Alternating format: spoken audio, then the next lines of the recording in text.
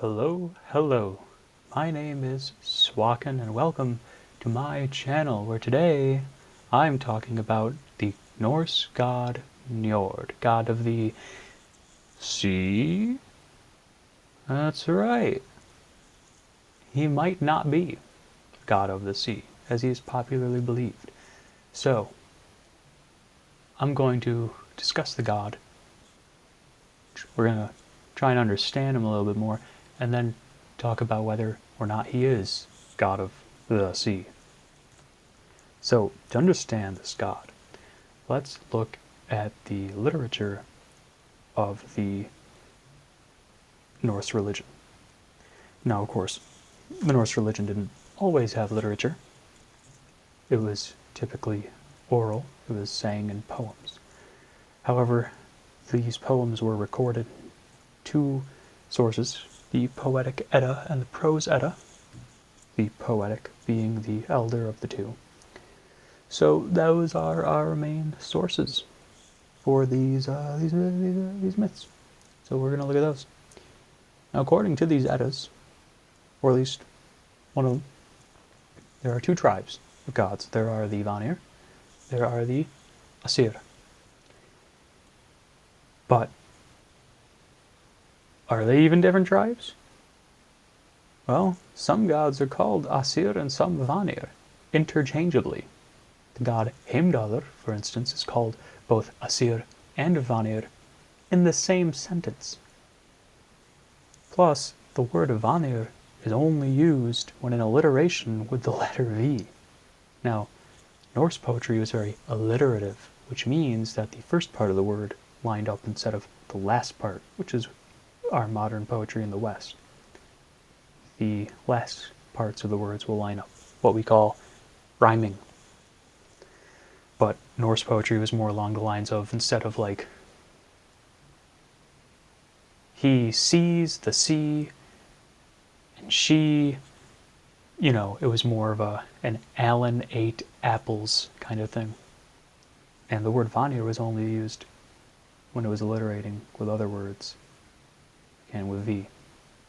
So, it might not even be separate tribes, just different words for God.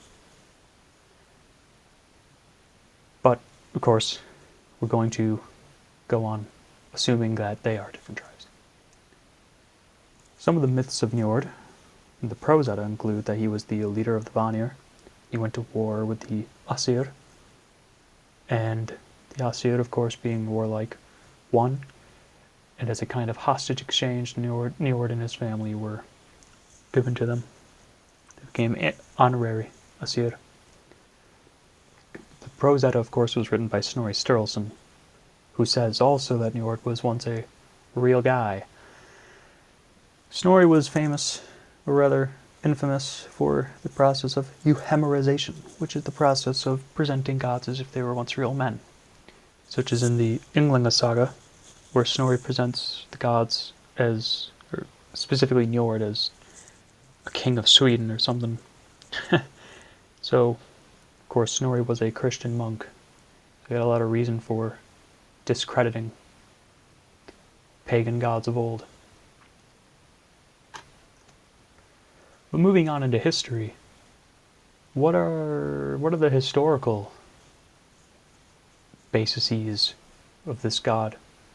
Well, as for any temples and shrines, we don't know of any. Or at least I don't. I couldn't find any. Because the Norse built their temples with wood, which, though, is a great insulator of heat, sucks at staying up for a long time.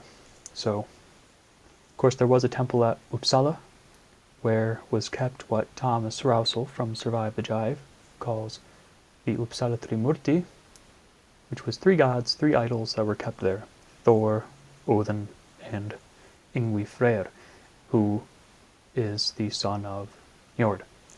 So that's an interesting connection. Whether Njord was worshipped at that temple, I don't know. I don't think anyone does. But it's a connection. As for any offerings or rituals, well, that is also kind of unknown. See, there is no handbook for Norse religion. like there was for Semitic religion, the Holy Bible, Torah, the Quran. There really isn't anything like that for. Well, there wasn't anything like that for the Norse. Now you could call the Eddas or Havamal, something like that for modern Asatru pagans. Asatru slash Germanic pagans. But we don't really know of any offerings that were given to Njord or any rituals that were done for him. Alcohol is an attested thing that was poured in a libation for many gods among the Norse, so maybe alcohol. Now, the Roman historian Tacitus wrote about a Germanic goddess named Nerthus, whose name is cognate to Njord. She was an earth goddess whose idol was kept on an island, and every ritual that they had for her, I don't know if it was an annual thing or not, multiple times a year, once a year, but every time they did this ritual, they would take the idol onto a wagon, onto the mainland, and wheel it around. And during the time she was being wheeled around, everyone had to put away their medals and their weapons, which is similar to a way that Yngvi Freyr was worshipped, who also had an idol put into a wagon and wheeled around. And during that time, weapons were never allowed in Freyr's temple. So, similar to Nerthus, Freyr being the son of Njord and Nerthus being cognate to Njord. So, there's a connection. There was a fella named Odepal who in the 18th, 19th century went up to Norway, to the north, and recorded a prayer that a fella told him that his grandmother would say when she caught a big haul of fish. She would reel in the fishing line and say, "Thanks be to him, to Njord, for this time." Of course, Njord being the same as Njord. So that's about as much historical context as I have time to put here. But hey, it does tell us that Njord was, in fact, associated with fishing. So that being said, fishing, the sea, well, because, well, Njord is not Norse Poseidon. That's a very huge misconception. Poseidon, of course, being the Greek god of the sea, king of the sea, and all of its stuff. But Njord is not that, because there is a difference between sailors and sailing and fishing, things that Njord is associated with, and the sea itself. While Njord is definitely associated with fishing, as Odepal, the prayer he recorded, would say, that does not mean he is a king of the sea, like Poseidon. Does not mean he is god of the sea. We can, instead of imagining Njord as, the king on his Atlantean throne who can flood things like in Percy Jackson, we can instead imagine Njord as maybe a jolly old sailor with his big old barrel of, what are those, red snappers or something?